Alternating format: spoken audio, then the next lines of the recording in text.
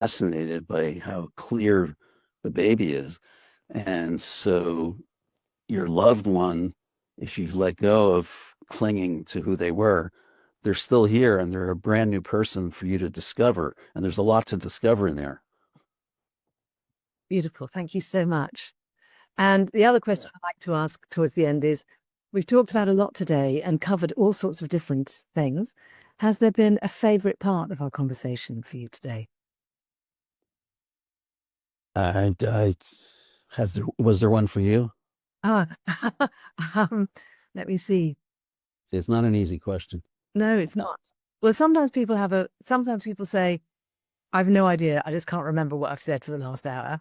Yeah, And that's and that's really cool. Right. Other times someone has a specific one. I yeah, think, not my short-term memory is not what it once was. are you sure?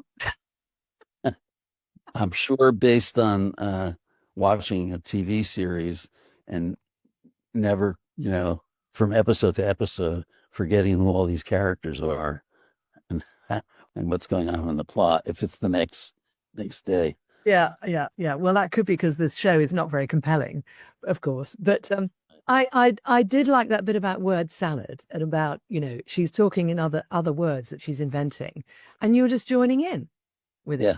And there are a few examples of that in the book, and they're Yeah. just so entertaining. And actually, I resonate with that because in my family, we used to just invent words about things just because we, you know. And I was talking to someone the other day and I said, how are you doing? They said, I don't know. I'm feeling a bit, what did he say? I'm feeling a bit frizzly. Uh-huh. It's good. Yeah. And I said, did you just invent that word? He said, yeah. I said, bizarrely, I totally understand what you mean by that. There's something very magical about that whole playing with words and going in with it with somebody. Such a gift. Yeah. Because it must be very isolating to be in that place and then people refuse to actually play that game with you. They refuse to respond and engage with you. So you Yeah. I doing dealt with what a that. gift. I dealt a lot with my dad about this because he was a very famous mathematics professor and author and lecturer. People loved him everywhere. 60 textbooks translated into other languages.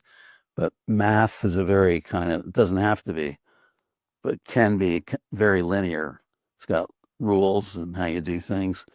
And it was really hard for him to let that linear brain of his go in order to slip into the world of play.